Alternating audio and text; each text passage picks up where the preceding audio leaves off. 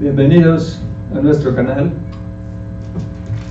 un canal que es una extensión del ministerio de la Iglesia Cristiana Bautista Monte Calvario, Tepic.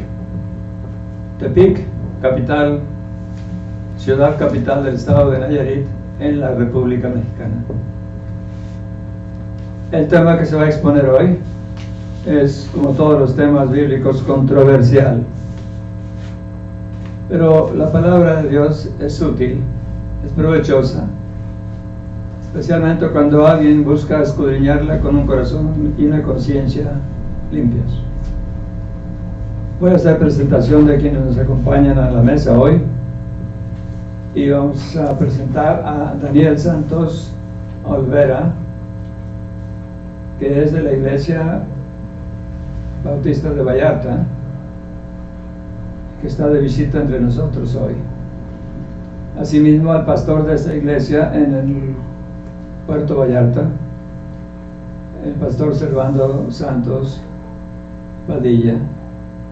Y ahora ellos pueden aumentar mi presentación escasa con alguna otra cosa. Por ejemplo, el nombre de tu iglesia, hermano Servando, ¿dónde está? O cualquier otra información rápida. Sí, es la Iglesia Cristiana Bautista, la Iglesia Cristiana Bautista en Puerto Vallarta. Y pues, como ya me presentó, pastor Servando Santos. ¿Cuántos años tienes trabajando ahí, en ese ministerio? Bien, estamos desde el año 90 predicando en la ciudad de Puerto Vallarta. Gracias. Daniel, ¿alguna otra cosa más? No, pues sí,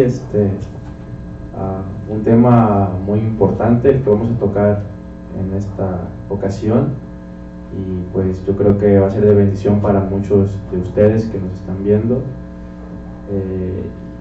y pues sería bueno comenzar. Muy bien, déjenme hacer una reseña de lo que planea hacerse. Primero, el tema que vamos a tocar hoy es el calvinismo, y aún de soslayo el hipercalvinismo. Primero que nada, queremos decir que entre nosotros no estamos debatiendo, estamos hablando acerca del tema. Lo que entendemos, lo que creemos, lo que conocemos por la Escritura. Mal o bien, dirán algunos que estamos mal, pero mal o bien es nuestra convicción por ahora, y esa va a ser expresada. Porque cuando tú traicionas tu convicción, te traicionas a ti mismo. Pablo dijo que había estado equivocado y sin embargo lo hizo por ignorancia, y fue llevado o fue aceptado bajo el manto de la misericordia de Dios.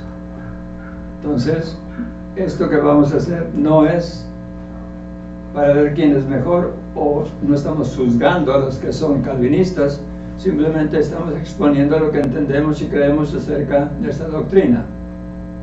Déjenme comenzar por decirles que sabemos, es el conocimiento de la gente en el mundo, de los que estudian la Biblia y las doctrinas que hay, que esto comenzó con Agustín de Hipona,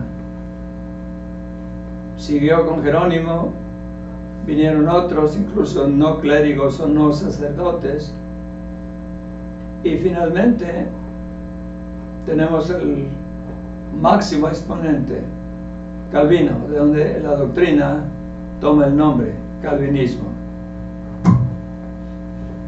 El formato es libre, no estamos debatiendo, insisto, así que vamos respetuosamente a compartir el tiempo con puntos de vista estudiados, y sea para beneficio de muchos y sea para honra y gloria de Dios. Una cosa más.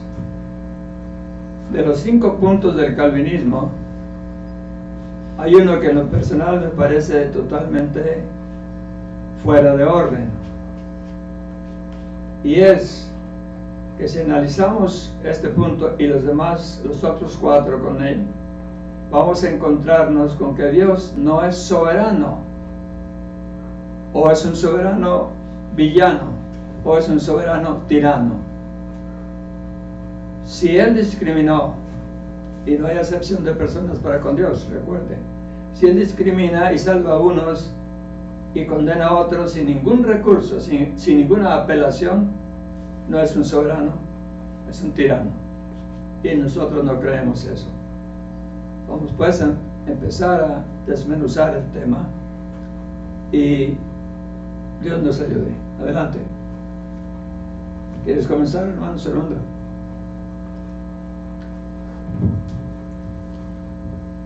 Bueno, pues vamos a tocar uno de los puntos.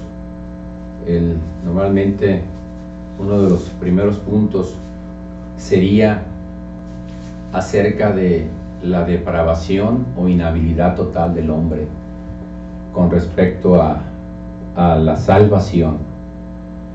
De alguna manera, basado en Efesios 2, versículo 1, nos dice que el hombre está muerto en sus delitos y pecados. Pero esta muerte es una muerte espiritual, porque estamos hablando de hombres que respiran, que están todavía con vida física. Y es verdad que si nos vamos por el lado de un muerto que está físicamente, es completamente, ya está inerte, no habla, no siente, ningún sentido está en funcionamiento.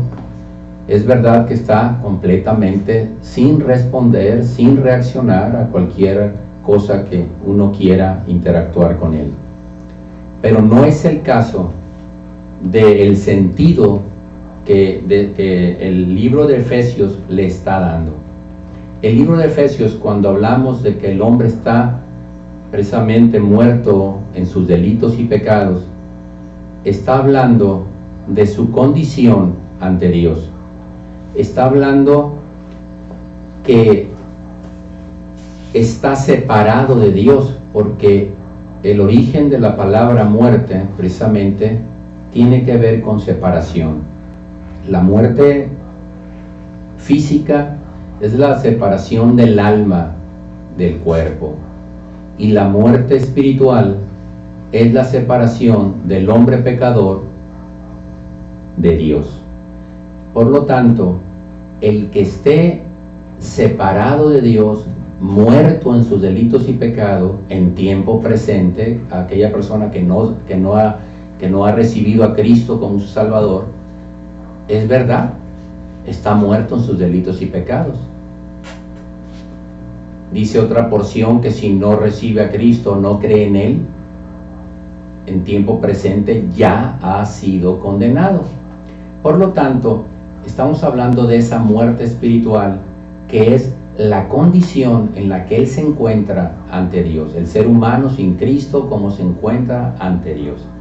Pero bien, es entonces que podemos ver que Dios le hace un llamado en el mismo contexto de Efesios capítulo 2, y voy a dar lectura donde dice: y Él os dio vida a vosotros, Efesios 2:1, Él os dio vida a vosotros cuando estabais muertos, esto es, separados de Dios, en vuestros delitos y pecados, en los cuales anduvisteis en otro tiempo, siguiendo la corriente de este mundo, conforme el príncipe de la potestad del aire, el espíritu que ahora opera en los hijos de desobediencia, entre los cuales también todos nosotros vivimos en otro tiempo, en los deseos de nuestra carne, haciendo la voluntad de la carne y de los pensamientos, y éramos por naturaleza hijos de ira, lo mismo que los demás.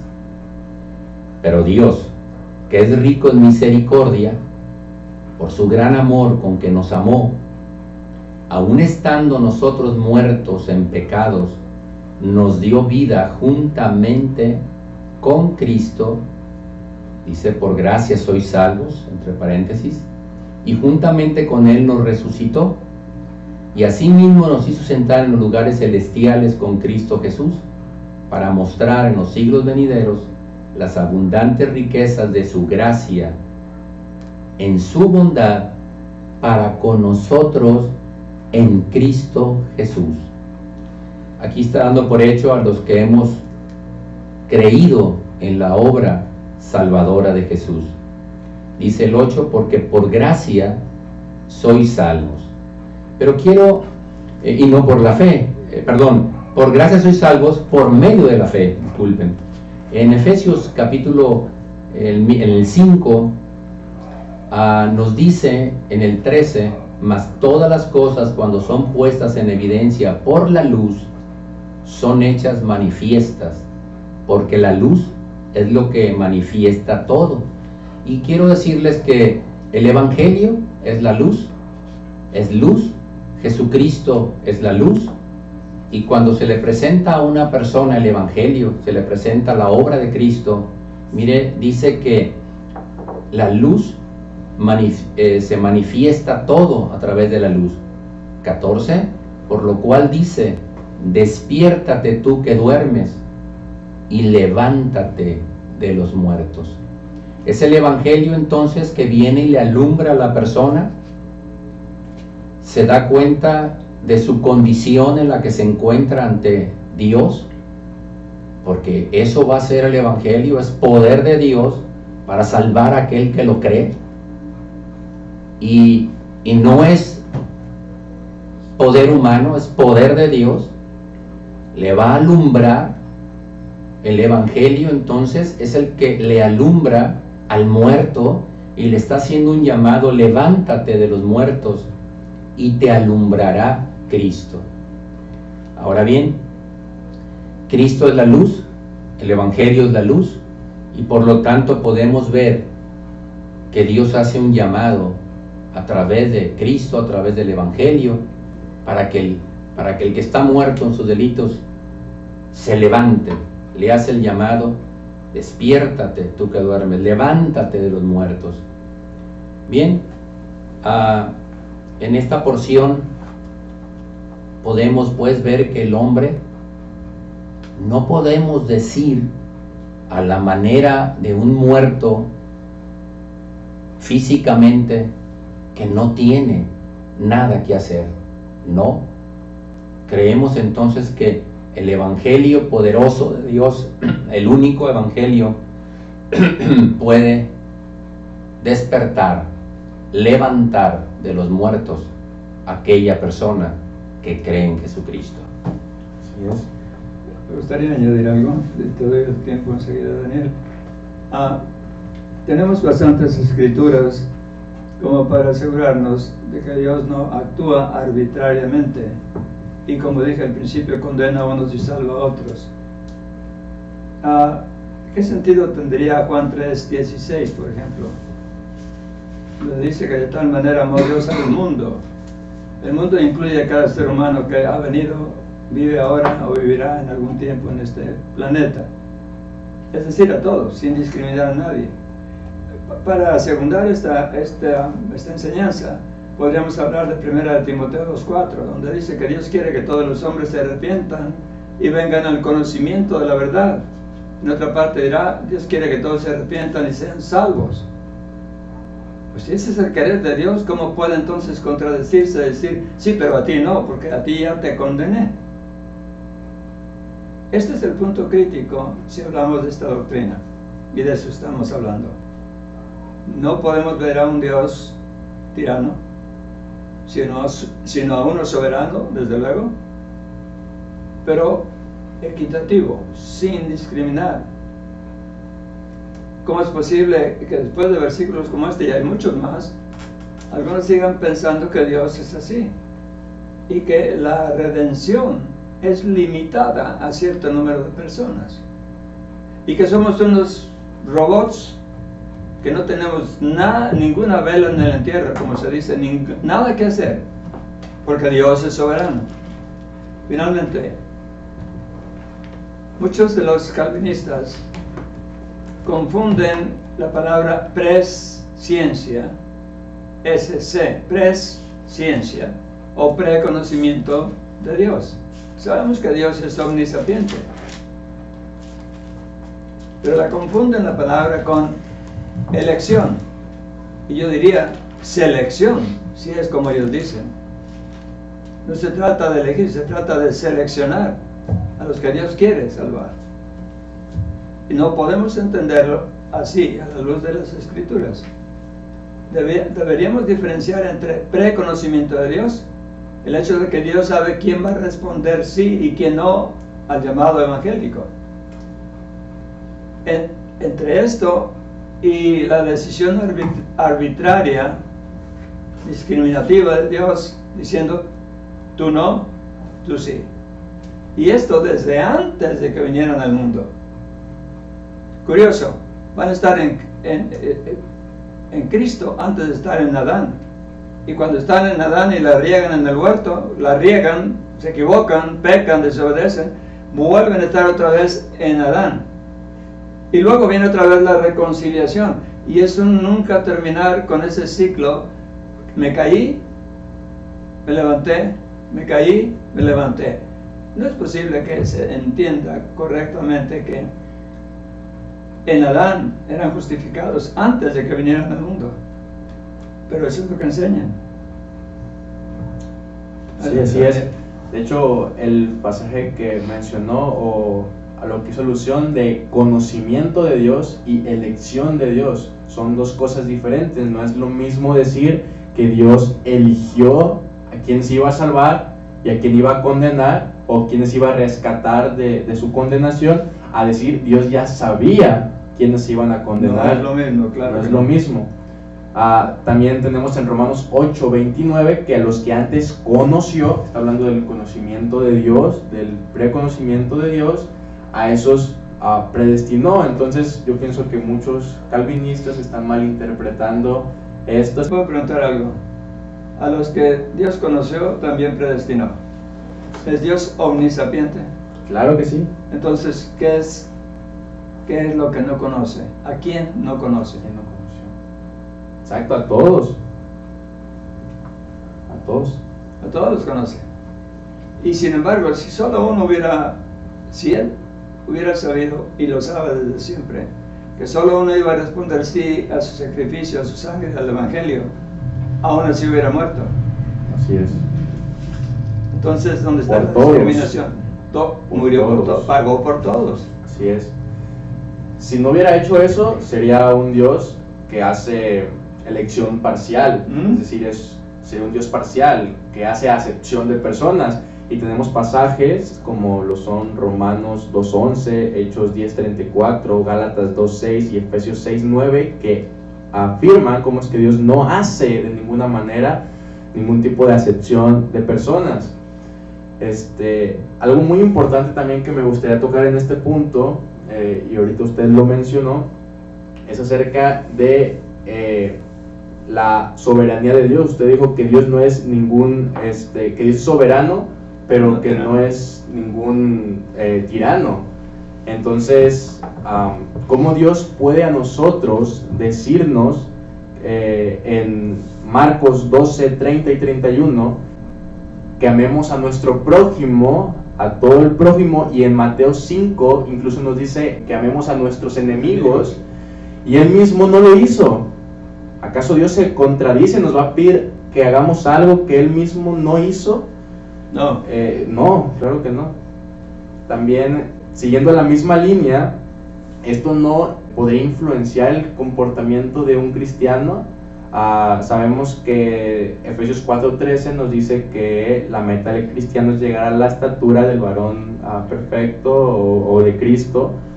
Entonces, como cristianos, si sabemos que Dios, o creemos que Dios nada más murió por unos y por otros no, que amó a unos y a otros no, que les ofrece perdón a unos y a otros no, entonces ¿cómo eso no influye en el comportamiento del cristiano, de tal manera que el cristiano puede llegar a decir, bueno, yo elijo a quien amo y a quien no, a quien perdono y a quien no? Es un punto también importante. Ahora mencionó ahorita algo el pastor Servando acerca de la gracia de Dios, y habló acerca también de la depravación del hombre, y habló cómo es que Dios es quien da al hombre la luz para que se vuelva de su tiniebla o de su muerte hacia Cristo. Ahora, yo le pregunto, ¿esta gracia puede ser resistida? Esa gracia de la que usted habló, ¿el hombre puede resistir esa gracia? Sí, el hombre la puede resistir. Podemos leer 2 de Tesalonicenses capítulo 2:10. Podemos leer allí. Veamos. Bueno, lo voy a resumir. Dice, los que resisten la gracia, en ese caso, dice en la frase, por cuanto no recibieron el amor de la verdad para ser salvo. Se les predicó, escucharon, pero no recibieron esa verdad para ser salvos. De alguna manera resistieron. También podemos ver que nos menciona el libro de Tito 2:11, hablando de la gracia, que en este caso es para todos. La gracia es para todos. La gracia, Dios me hace ver que no la está limitando para unos cuantos. La gracia es mostrando una vez más Dios que no hace acepción de personas. Es para todos. Y Él es la propiciación por nuestros pecados, y no solamente por nuestros pecados, sino por los de todo el mundo. Amén. Ahora, una pregunta, ¿es Dios infalible o falible? Él no se equivoca. No sé qué, el hombre sí. El hombre sí. Entonces, estoy más de acuerdo con este punto que voy a expresar enseguida que con el otro, que es calvinista. Cuando el hombre resiste la gracia, es falla del hombre, porque el hombre es falible. Pero que Dios se la prohíba y luego lo condene porque no creyó, eso no lo creo, porque no creo que Dios sea así. Porque Él no falla. Así Es es. imposible. Así es. Tito 2:11 también respalda esto, Sí. porque la gracia de Dios se ha manifestado para salvación a todos los hombres, no a unos cuantos. ¿Por qué? Porque es la voluntad de Dios, lo vimos Que con todo el Tito mundo 2, sea salvo. 4, el cual quiere que todo el mundo sea salvo. Muy bien. Y yo quería agregar también aquí en el libro de San Juan, si vemos el 5:40, hablando de este punto, dice que hay personas, dijo Jesús, dice a los fariseos, y no queréis venir a mí para que tengáis vida. Voluntad propia. O sea, voluntad propia, y están resistiendo el ir a Jesús. No queréis venir a mí para que tengáis vida. Y aprovecho también por el primer punto que hablábamos de que la depravación total, en donde se habla que el hombre pues no puede hacer nada por sí mismo. En Juan 5:24, un versículo muy conocido, que nos dice estas palabras, 5:24, de cierto, dijo Jesús, de cierto os digo, el que oye mi palabra y cree al que me envió, entonces, de la palabra viene la fe. El que oye mi palabra y cree al que me envió, dice, tiene vida eterna. Y no vendrá a condenación, mas ha pasado de muerte a vida. Como ven, oye, cree y ha pasado de muerte a vida. Sí, estaba muerto, pero se le predicó el evangelio, oyó la palabra, la creyó y dice claramente, pasó de muerte a vida.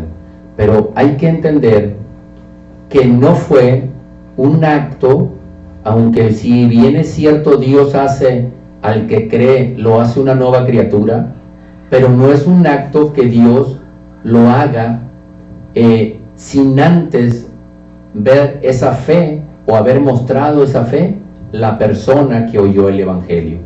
Se le predica, lo cree y Dios lo hace de esa persona que nazca de nuevo. Sí. Adelante. También el mismo orden que usted acaba de leer en San Juan lo podemos encontrar en varias partes de la Biblia, el mismo orden.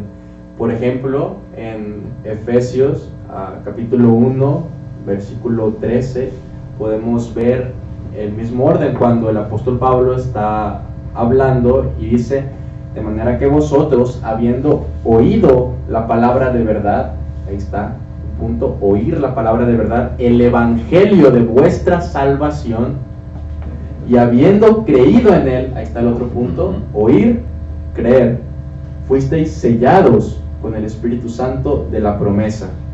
Entonces podemos ver claramente que el hombre, por el oír, puede tener la fe, como lo dice la misma Biblia.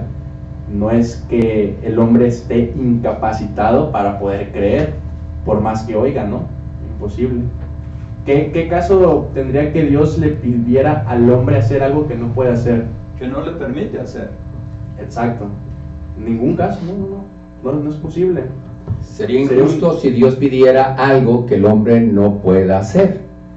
Ahora bien, quiero entonces remarcar en Efesios 2:8, porque por gracia sois salvos por medio de la fe. Podemos ver en un montón de partes bíblicas o versículos bíblicos en donde Dios está demandando la fe del ser humano y el arrepentimiento, o el arrepentimiento y la fe.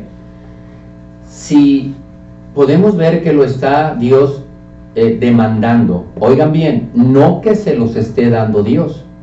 Quiero hacer una aclaración a este versículo por cómo le interpretan algunos. Cuando dice por gracia sois salvos por medio de la fe, en su contexto está hablando de la salvación. Y cuando dice y esto no de vosotros, no se refiere a la fe, porque número uno, debiera estar escrito no y esto, le seguiría a la palabra de la fe, le seguiría en todo caso y esta, y esto es una regla gramatical. Por lo tanto, no hay lógica para pensar que se refiere a la fe, sino se refiere a la salvación de la cual está hablando, a la vida eterna. Ahora bien, número 2, y esto, que es como está escrito, se refiere al tema principal, como lo mencionaba en contexto, por gracia sois salvos. A eso se refiere, a la salvación. Romanos 3:26, con la mira, dice, de manifestar en este tiempo su justicia, a fin de que Él sea el justo y el que justifica al que es de la fe de Jesús. Entonces, si no es o no creyó en la obra de Jesús, no es justificado. Romanos 5:1 nos dice claramente, justificados pues por la fe, tenemos paz para con Dios. Si fuera un acto que Dios da, la fe que Dios la da, y solo a unos cuantos son los escogidos, entonces yo quiero que vean esto. Si Dios quiere que todos los hombres sean salvos, ¿por qué nada más se la dio la fe a algunos cuantos? Suponiendo que la da, porque he explicado este versículo que no es así. Pero bien, si Él quiere, yo quiero que veamos algo con respecto a este asunto. Si Él quiere, yo sé que Dios, lo que Él quiere, lo que Él se propone, Él lo hace. Pero aquí la pregunta sería, si quiere, le preguntaría a alguien, ¿no puede? Pensemos entonces, o analicemos el Salmo 135:6. Todo lo que Jehová quiere, lo hace. Pero la pregunta sería, ¿por qué entonces, si quiere que todos los hombres sean salvos, por qué la mayoría de la gente va por el camino amplio y espacioso y son pocos los que se salvan? Entonces, aquí sigue la pregunta, ¿quiere y no puede? Aquí me dice el Salmo que sí puede. Todo lo que Jehová quiere lo hace, en los cielos y en la tierra, en los mares y en todos los abismos. Juan 5:18 me dice, por esto los judíos aún más procuraban matarle, porque no solo quebrantaba el día de reposo, sino que también decía que Dios era su propio Padre, haciéndose igual a Dios. Y dice, respondió entonces Jesús y le dijo, de cierto, digo, no puede el Hijo hacer nada por sí mismo, sino lo que ve hacer al Padre, porque todo lo que el Padre hace, también lo hace el Hijo igualmente. Con esto podemos ver entonces que si Dios quiere que todos los hombres sean salvos, entonces Jesús también quiere que todos los hombres sean salvos. Y Él vino a buscar y a salvar lo que se había perdido, sin acepción de personas. Pero el asunto sigue en la pregunta, ¿por qué si quiere? La mayoría de la gente se está yendo por el camino amplio y espacioso que lleva a la perdición. Vamos a llegar a responder esa pregunta.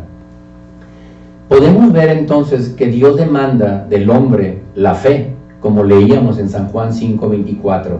Es oír, creer, y entonces Él lo pasa de muerte a vida.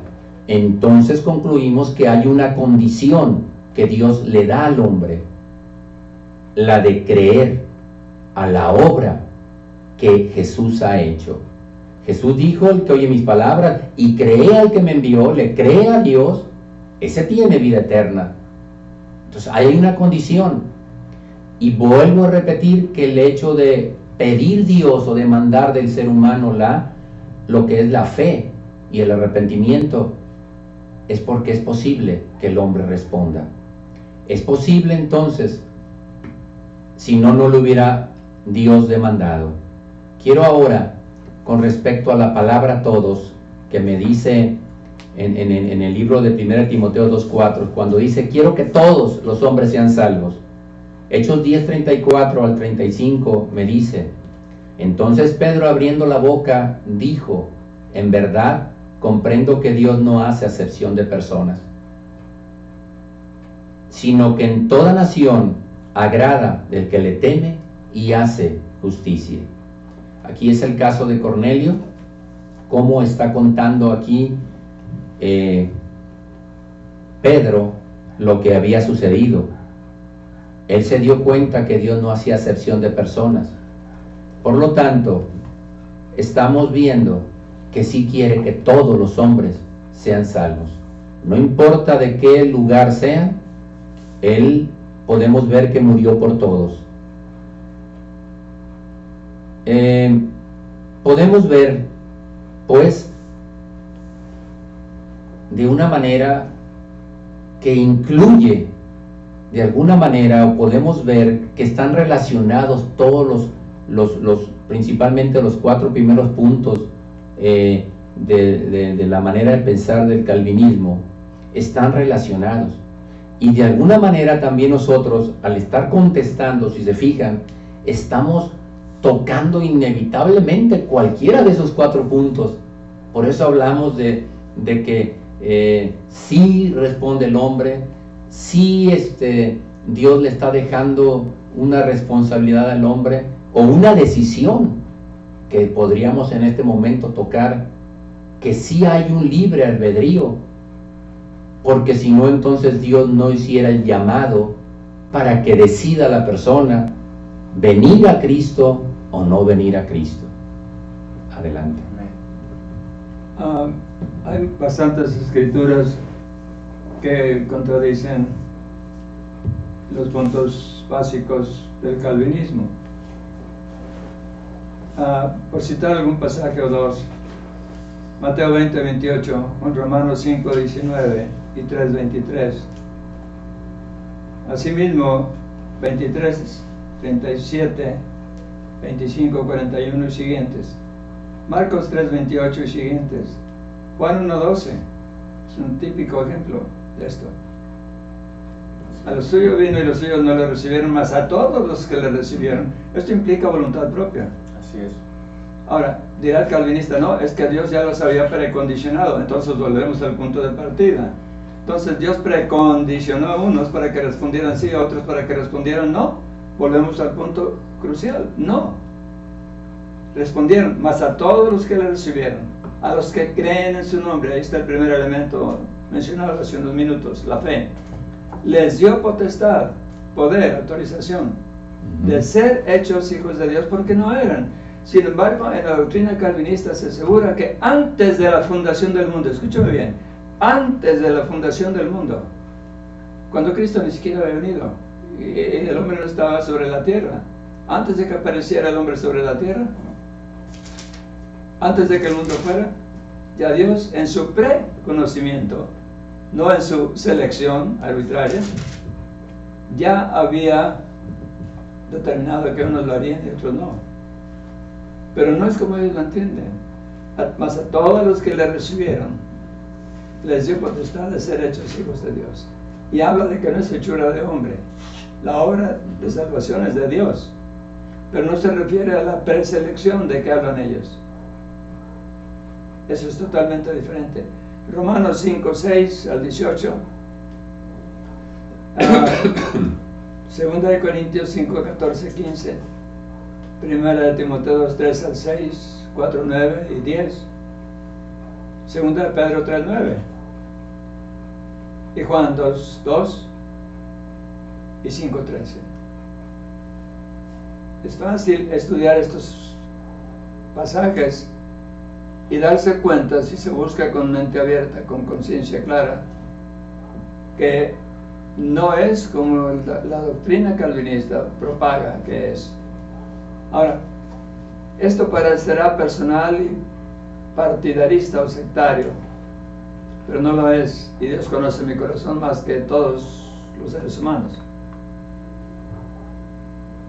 ¿Por qué tenía que comenzar este movimiento, este tipo de doctrina, con un obispo, con un sacerdote católico?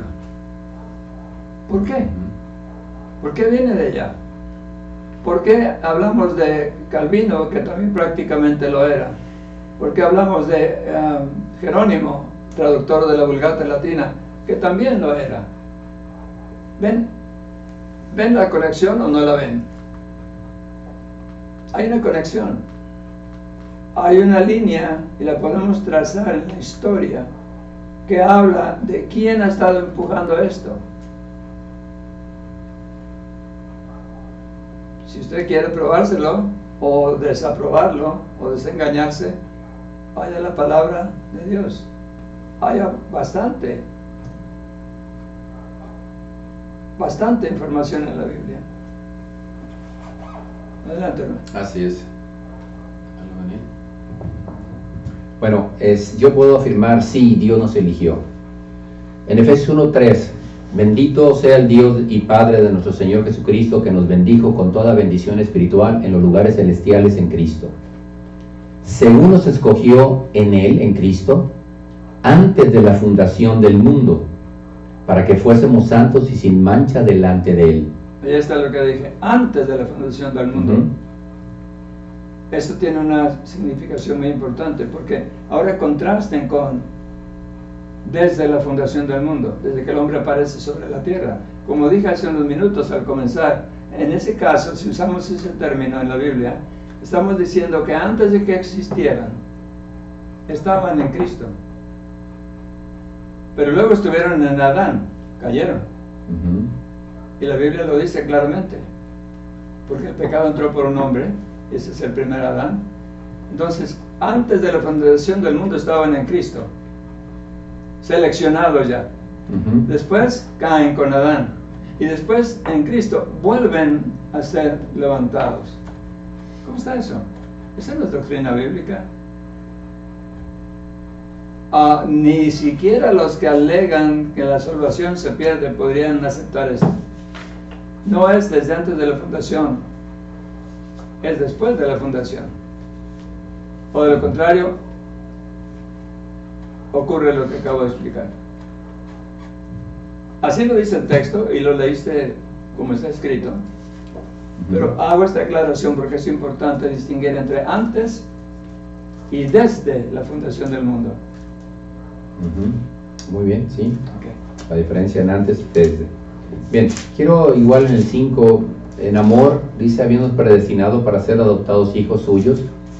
Pero aquí quiero que vean, es por medio de Jesucristo, según el puro afecto de su voluntad.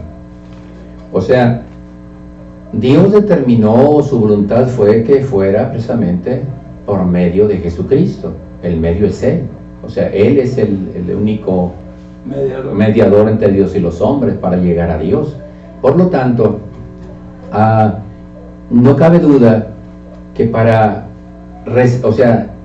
recibir a Cristo sería creer en Él, en su obra, recibirlo, como nos dice precisamente Juan 1:12, para alabanza de la gloria, dice, de su gracia con la cual nos hizo aceptos en el amado.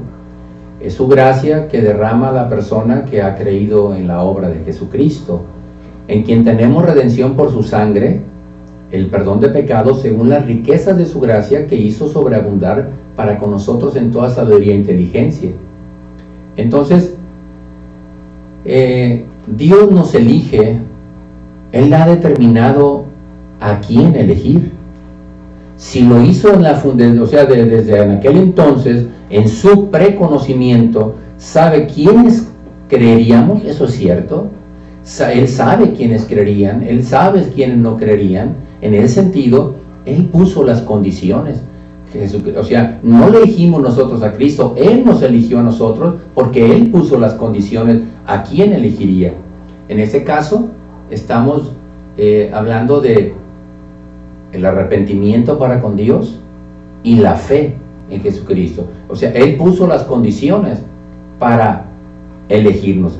Yo quiero que entendamos que la palabra elegir tiene un significado. Y la palabra elegir no la puso Dios nada más por ponerla. Si dice la Biblia que los eligió, entonces entendamos que tiene que ver con escoger, optar, preferir, seleccionar, poner los ojos en o tamizar. De alguna manera son sinónimos. Pero entonces Dios puso las condiciones para escoger a las personas. Porque si la palabra no fuera esa, elegir, un antónimo de elegir sería repudiar, rechazar, tomar al azar. Pero aquí no dice que tomó al azar, dice que eligió. Entonces la palabra tiene un sentido, y esto es bien importante. El hecho de que haya usado la palabra elegir, Él puso las condiciones. Cristo dijo, no, ustedes no me eligieron a mí, yo los elegí a ustedes. Es una gran verdad, pero cuando habla de elección, no podemos dejar que puso condiciones para elegir. Y esas condiciones, estamos diciendo, tienen que ver con el arrepentimiento y la fe.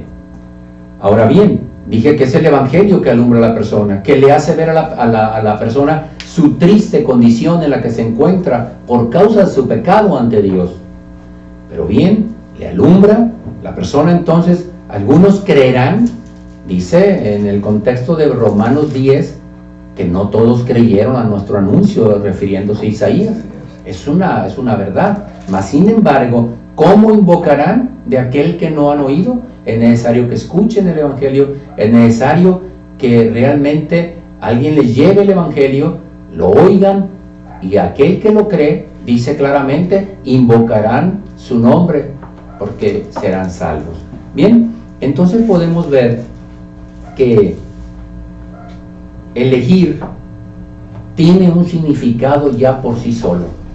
No podemos decir que eligió como al azar, o sea, de una manera así como no poniendo nada, porque incluso cuando dice por el puro afecto de su voluntad, no está excluyendo que haya dejado condiciones. Al contrario, está reafirmando que es de acuerdo a su voluntad. Y bien, entonces la elección, puedo yo ver que si Tito 2 me dice estas palabras, exhorto ante todo que se hagan rogativas, 1 Timoteo 2:1, exhorto ante todo a que se hagan rogativas, oraciones, peticiones y acciones de gracias por todos los hombres. ¿Ven? Por todos los hombres. aquí está hablando de todos, aún los que gobiernan, de tal manera que nos dice que oremos por ellos, que pidamos por ellos. Entonces, ¿para qué nos pediría Dios orar por todos los hombres, por todo el mundo, por los perdidos? ¿Para qué nos pediría si Él va a elegir a unos cuantos a la manera en que ellos no lo ven o no lo expresan? ¿Para qué nos pediría que oremos por ellos?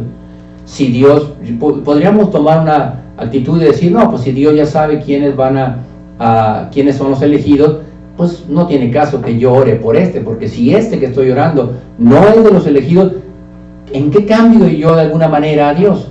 O sea, ¿o qué lograría mi oración? ¿O por qué me lo pediría Dios? Que yo, cualquier cristiano, cualquier creyente, pida en oración por la gente que está sin Cristo. ¿Sí? Eso mata el evangelismo. Uh-huh. Esa doctrina acaba con el evangelismo, acaba con el mandato de ir y hacer discípulos a todas las naciones. ¿Para qué?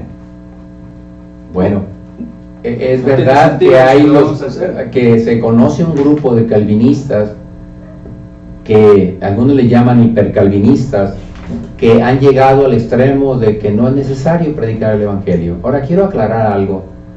Tenemos amigos, conocidos, les amamos en Cristo, que han abrazado esta doctrina calvinista, mas sin embargo, ellos están en el pensamiento de que sí se debe predicar el evangelio, sí se debe llevar la buena nueva, y de alguna manera pues se debe tener ese celo por predicar el evangelio, ese que tiene poder de Dios para salvar.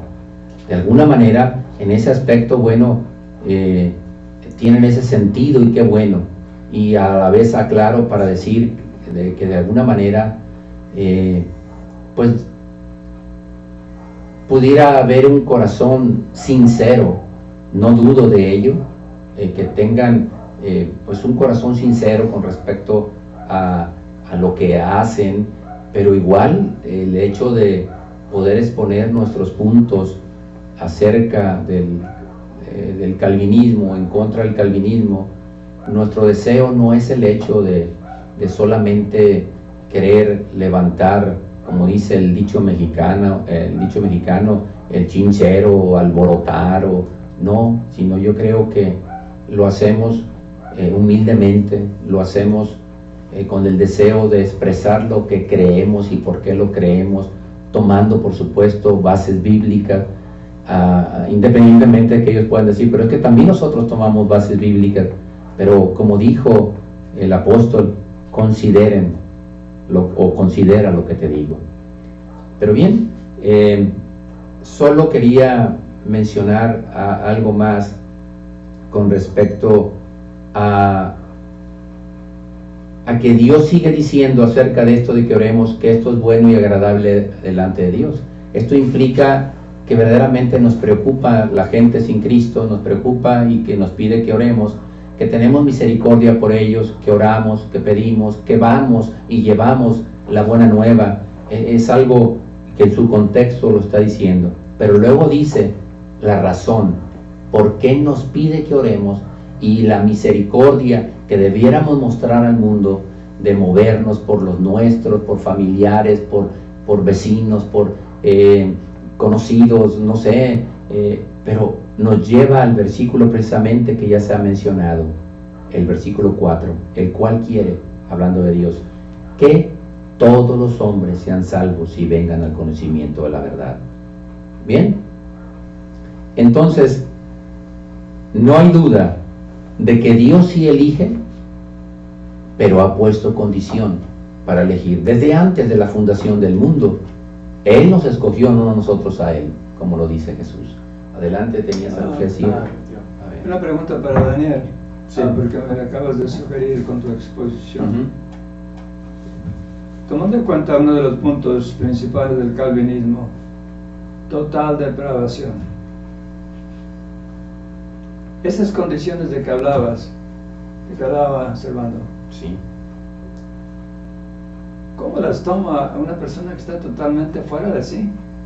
que no tiene mente, que no tiene conciencia, que está como un robot, como esos que vemos en las calles, por desgracia, los vemos todo el tiempo ahora, que no saben ni quiénes son, ni a dónde van, ni qué andan haciendo, y nada, totalmente fuera de sí mismos, totalmente depravados. ¿Cómo pueden responder al Evangelio? No, imposible. Ok, ¿estás de acuerdo conmigo? Sí, obviamente, claro. no pueden responder. No Ahora, pueden. si eso diría alguien que está escuchando o que va a ver el video, eso afirma nuestro punto de vista. No, porque contradice otro punto de vista. ¿Sabes cuál es?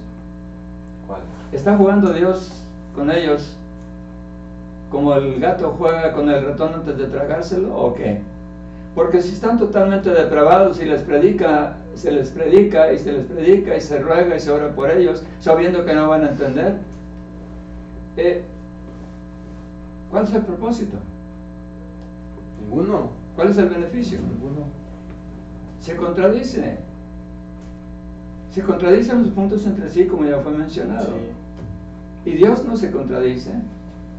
Los que formularon esto están en contradicción. Sí, así es. No tiene caso, es un ejercicio inútil y Dios no hace cosas inútiles. No las hace sin propósito, por capricho o arbitrariamente. No. Si Él pide que roguemos por todos los hombres, todos, dice, Ujú. es decir, por todo el mundo, Sí. es porque hay en el hombre una chispa mediante la cual puede responder. No está totalmente animalizado. No. Puede ser tocado. Por eso se pide tal cosa. Si no se pidiera, Dios no la pediría. Exacto. Tocaron, cada uno de ustedes hablaron acerca de una consecuencia a causa de esta doctrina. Mencionaron dos consecuencias. Una es, pues, el evangelismo no tendría razón de ser, pues si ya Dios eligió, pues qué caso tiene el evangelismo. Y la otra consecuencia fue de que tampoco la oración tendría sentido, porque ya Dios determinó y nada de lo que nosotros podamos pedir, rogar a Dios, pues tendría motivo, nada cambiaría. Ahora, hay algunos calvinistas que a esto, ellos dicen, bueno, es cierto, Dios ya no puede cambiar y no tiene mucho sentido eso, pero sin embargo en la palabra Dios dice que tenemos que orar y tenemos que evangelizar, y algunos de ellos lo hacen únicamente porque es un mandamiento de Dios y su único motivo para evangelizar y orar es la obediencia a Dios, según ellos. Ahora yo pregunto, ¿esta debería ser el único motivo para evangelizar y para orar por los perdidos? ¿No debería ser el amor, la compasión por ellos? Amén. ¿O nada más la como es de Dios? Si no, no hubiera muerto por ellos, porque insistimos, Él murió por todo el mundo y lo dice la Escritura. Entonces, ¿qué caso tiene que un Dios que se llama justo, equitativo, todopoderoso, todos los atributos que tú quieres recordar, nos ordene un ejercicio inútil? Dios nunca hace nada inútil, insisto. Todo lo que Él dice, todo lo que Él hace, aparte de permanecer para siempre, tiene un propósito práctico. Sí. Ahora nos va a decir Él, una pregunta, Él nos va a decir que nosotros hagamos algo como lo es tal cosa, sin embargo Él no va a poder darnos la oportunidad, o Él no lo va a aprobar, ¿no? ¿No? Hay un versículo en Mateo 7, 5, que dice, hipócrita, Jesucristo mismo está diciendo, saca primero de tu propio ojo la viga y entonces podrás estar bien para quitar la paja del ojo de tu hermano. Ahora, Jesucristo mismo dijo esto. ¿Acaso Jesucristo es un hipócrita? Porque Él nos dice a nosotros que hagamos algo y Él mismo no lo hace, como lo es el perdón para todos. O no lo aprueba. No lo aprueba. Después de ordenarlo. Exacto.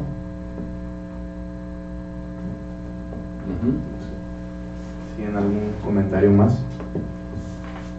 Tengo algunas conclusiones, tanto hermano Servando. Tengo algunas conclusiones, por ejemplo, un punto importante aquí. Este sistema de doctrina elimina la responsabilidad del hombre.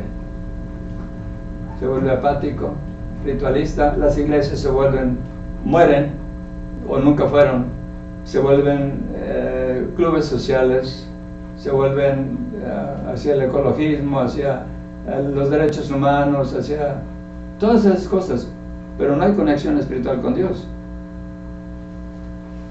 de cada persona que es parte de la iglesia. Las iglesias están muertas. No responsabilidad, Dios lo ha hecho todo.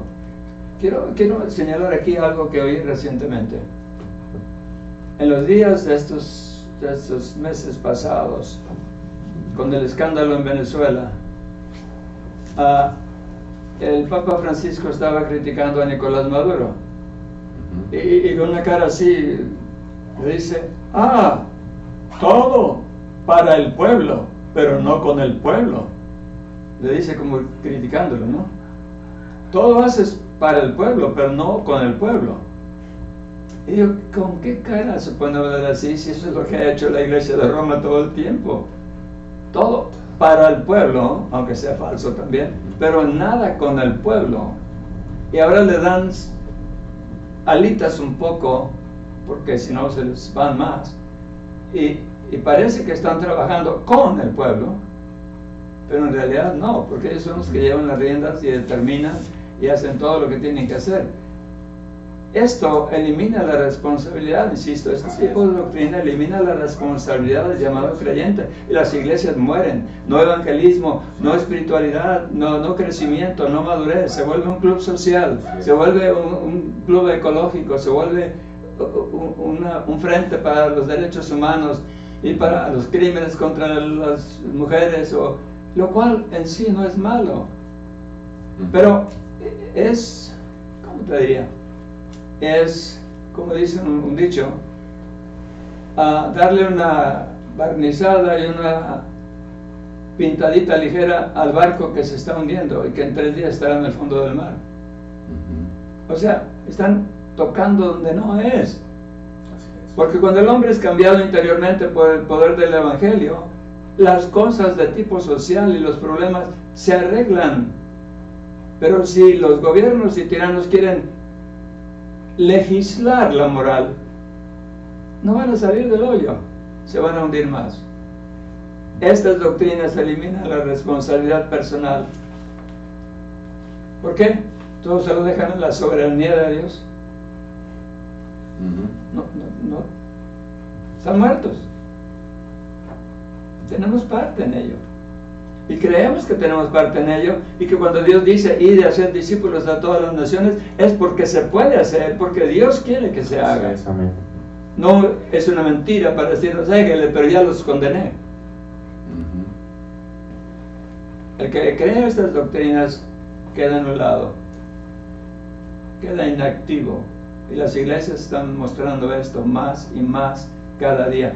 Nota las iglesias protestantes o derivadas de la Reformación, esto es lo que están haciendo.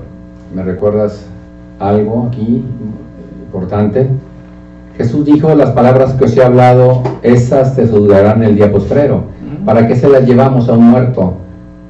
Él va a decir: no, pues yo estaba muerto, yo no me di cuenta de tus palabras, ¿por qué me vas a juzgar con tus palabras? Entonces, una vez más ahí podemos ver que no es el sentido en la forma en que ellos entienden el que esté muerto. Y solo quería hablar de las condiciones en la que Dios nos elige, una vez más remarcando con 2 Tesalonicenses capítulo 2 del 13 al 14. Dice: pero nosotros debemos dar siempre gracias a Dios respecto a vosotros, hermanos, amados por el Señor, de que Dios os haya escogido desde el principio para salvación.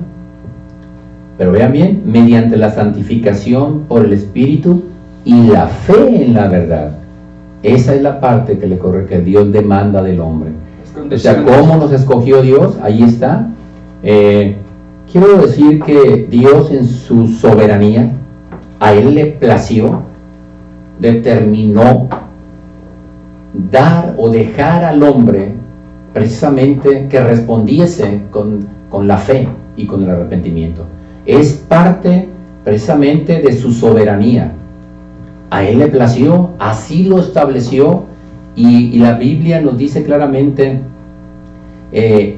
En Santiago 1:21, por lo cual, desechando toda inmundicia y abundancia de malicia, recibid con mansedumbre la palabra implantada. O sea, como Dios lo determinó, como Dios lo dijo, como a Él le plació en su soberanía, Él ha determinado que de esa forma.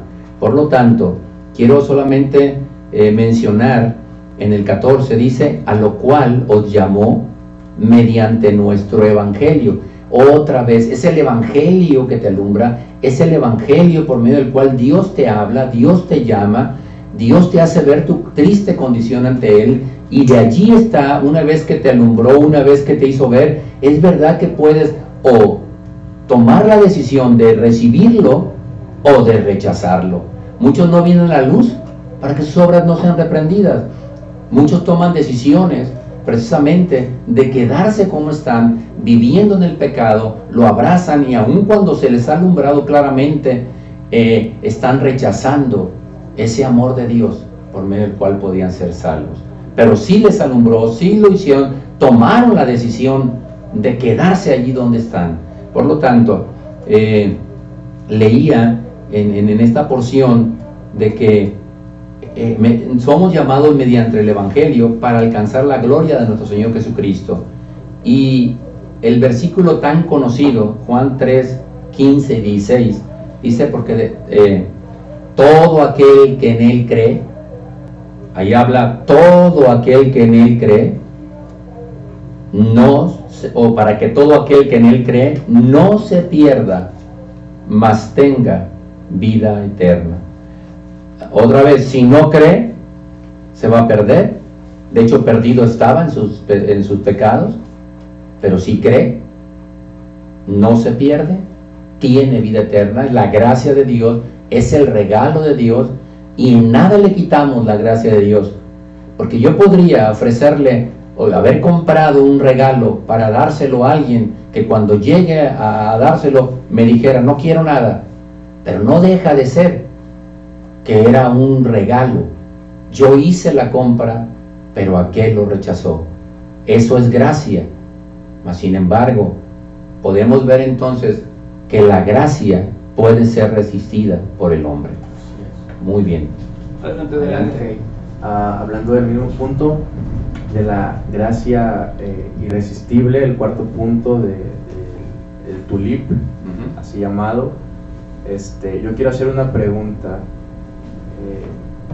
¿Dios va a sobrepasar la voluntad del hombre para salvar a alguien que no quiere ser salvado?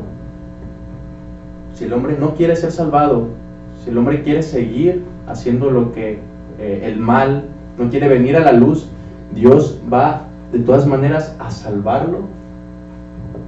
Aunque él ya no lo... Eso equivale a decir que Dios salva a los que no tienen fe. Exacto. No. Y sin fe es imposible agradar a Dios. San Juan 3, 18 nos dice que no vienen a la luz para que sus obras no sean reprendidas. Entonces es responsabilidad del hombre venir a la luz o no. Y también... Ahora, hay nomás una aclaración. Hay un orden que leíamos en San Juan 5:24, el oír, creer, y luego entonces daba vida. Sí. Pero hay quienes incluso se atreven a decir que primero les da vida y que luego cree. Absolutamente contrario a la palabra de Dios. Doctrina. Así es. Sí. Lo dijimos Así es. hace rato. Ujú. Antes de que vinieran al mundo ya estaban apartados, señalados para salvación. Ujú. Sin ninguna responsabilidad de parte de ellos, sin ninguna conciencia, porque no existían todavía. Sí, y aunque no quieran, Dios ya lo determinó así, entonces tarde o temprano ellos van a creer porque Dios así les va a dar la fe y van a venir a Cristo, así como dicen. Sin embargo, yo veo claramente en la palabra que la gracia puede ser resistida por parte del hombre. Como ejemplo de esto está en diferentes pasajes Antiguo y Nuevo Testamento. Por citar dos ejemplos, tenemos a San Juan 5:40, y no queréis venir a mí para que tengáis vida.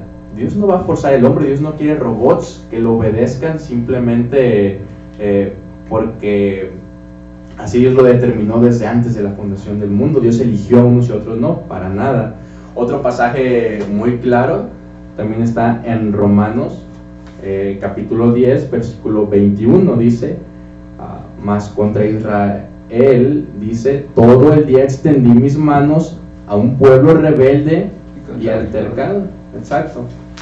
Entonces podemos ver que Dios da la oportunidad al hombre, a todo hombre, de que sea salvo, de que crea y sea salvo. Sin embargo, es el hombre quien muchas veces resiste esa gracia de Dios.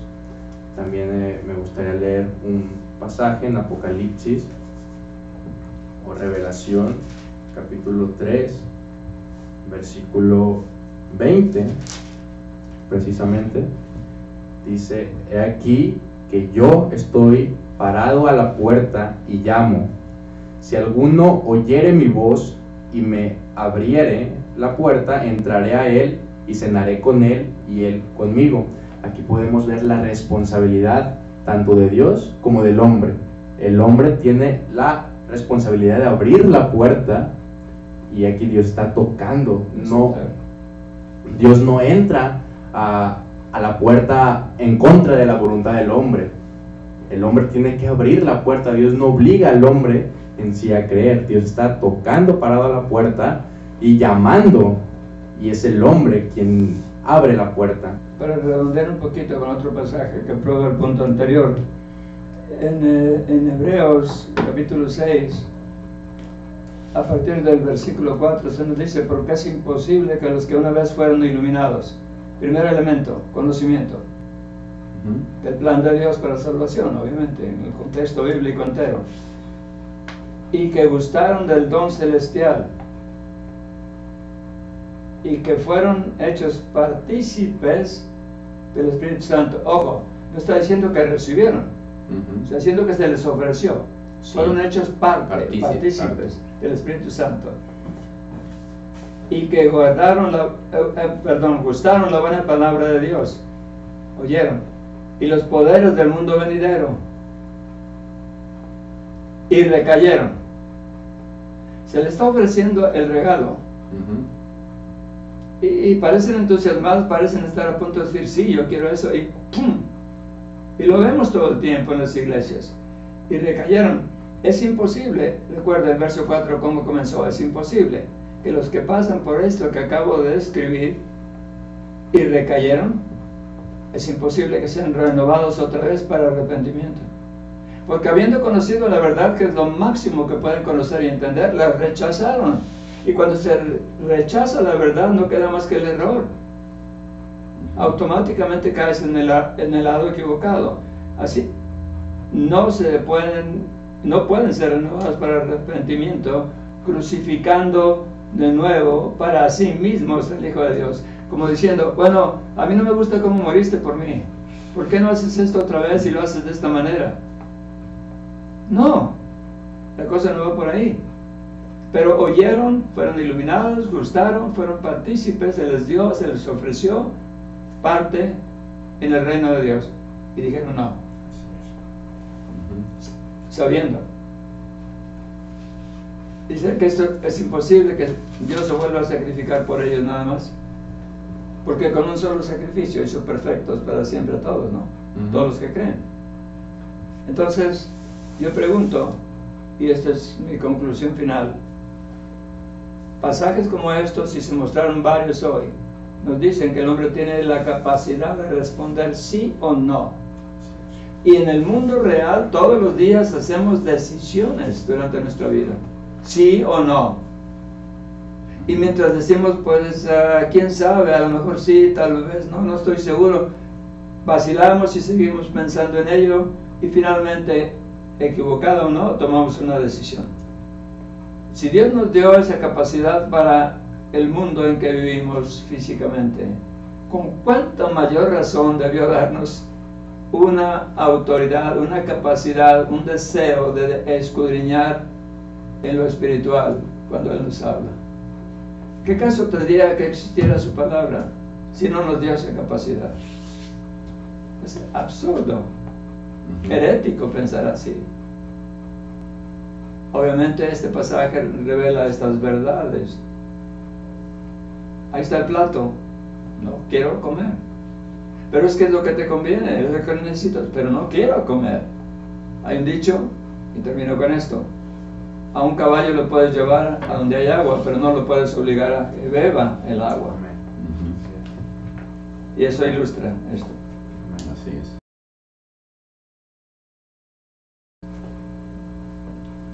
Bien, yo nomás tenía un punto final ya, ¿Qué? sobre, ellos le llaman redención limitada, que Cristo murió solamente por los elegidos. Pero yo puedo ver claramente con la palabra de Dios que me dice en 1 Timoteo 1:15, palabra fiel y digna de ser recibida por todos, que Cristo Jesús vino al mundo para salvar a los pecadores. Si todos somos pecadores. Y ahora díganme, ¿quién no es pecador? ¿Sí? Dijo Pablo, del cual yo soy el primero. Entonces, si vino a salvar por los pecadores, es lógico entender que incluye al mundo entero. No hay justos ni aun uno. Número uno, para salvar a los pecadores, bueno, entonces la Biblia dice que todos somos pecadores. Número dos, yo soy el primero. Necesitamos reconocer nuestro pecado para que realmente seamos perdonados, reconocerlo, arrepentirnos. Y Romanos 5:18 dice, así que como por la transgresión de uno vino la condenación a todos los hombres, vean el contexto, por la transgresión de uno, Adán, vino la condenación a todos los hombres. Es lógico entender que es todos los hombres, porque todos somos pecadores, pero vean la segunda parte. De la misma manera, por la justicia de uno, vino a todos los hombres la justificación de vida. El contexto en la primera parte me hace pensar claramente que es todos los hombres. Ahí podría decir, ah, sí, todos merecen el infierno, pero en la segunda parte nada más tendríamos que decir que nada más el grupo por el que Cristo murió, por los que él eligió, sería completamente ilógico en su contexto de este mismo versículo, contradictorio completamente. Entonces, seguimos en 1 Timoteo 2, ya habíamos visto de la exhortación que Dios nos hace a orar, de alguna manera nos hace ver, me está hablando de la gente del mundo sin Cristo, y luego Él dice por qué lo debemos de hacer, y que le agrada a Dios que lo hagamos, y luego dice, Él quiere que todos los hombres sean salvos. Entonces, podemos ver en el versículo 4, el cual quiere que todos los hombres sean salvos, vengan al conocimiento de la verdad. Pero en el versículo 6 dice, el cual se dio a sí mismo en rescate por todos. Entonces, lo que es la palabra rescate viene siendo redención, el precio que Cristo paga para salvar a la humanidad. Rescate por todos. Ahora bien, no es por una parte, Él lo hizo por todos.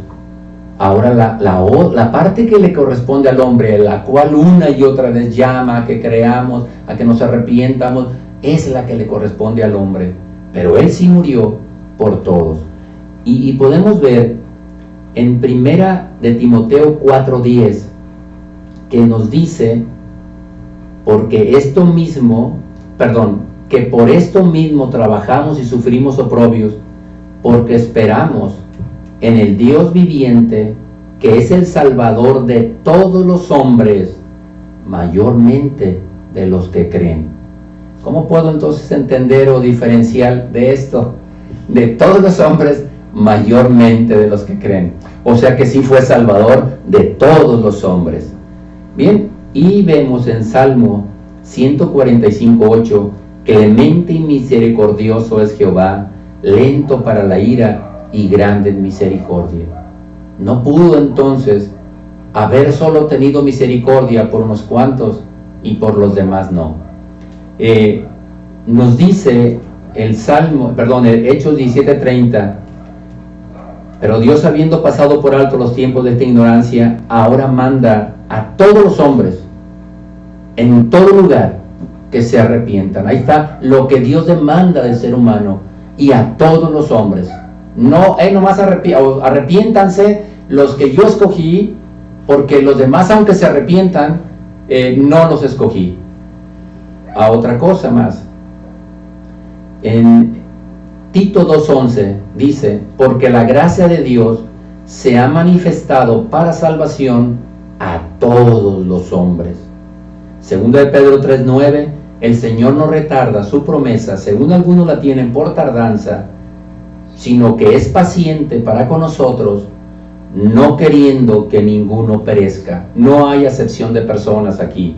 Él no ha venido, y han pasado más de 2000 años, y no ha venido porque ha sido paciente, deseando que más personas se arrepientan. El llamado lo sigue haciendo, y esa es la razón por la que no ha venido. Llama al arrepentimiento, pero no a unos cuantos. Él dice la razón, y esto es su misericordia para todos, es su paciencia para todos. No hay acepción de personas. Con esto estaría concluyendo. Podríamos despedirnos ahora y darle gracias a Dios, porque de alguna manera alguien será tocado con estas partes, estas doctrinas, estas discusiones que tuvimos hoy, y ese es el propósito de este ministerio. Nos daría mucha y grande bendición que algunos de ustedes, muchos de ustedes, nos visitaran en nuestro canal. Estamos en la ciudad de Tepic, Nayarit, en la República Mexicana, y estamos por amor a la obra evangélica, estamos para servir a quien quiera oír, y estamos para propagar la palabra de Dios. Estamos para cumplir con el mandato del Señor respecto de ir y hacer discípulos. Gracias a todos aquellos que están buscando, gracias a Dios por todos aquellos que están buscando crecer y fortalecerse, y que no son conformistas y se adaptan rápidamente a una rutina y a una manera de pensar colectiva, sino que usan el don, el regalo que Dios les dio, que nos dio a cada uno, su conciencia, su mente, su capacidad de entender, de escudriñar. Por eso podemos alegrarnos cuando vemos en la misma palabra de Dios que el Señor nos pide que escudriñemos su palabra, porque en ella creemos encontrar la vida eterna, y porque en ella, en la palabra de Dios, tenemos testimonio de quién es nuestro Salvador. Háganlo y que Dios les bendiga.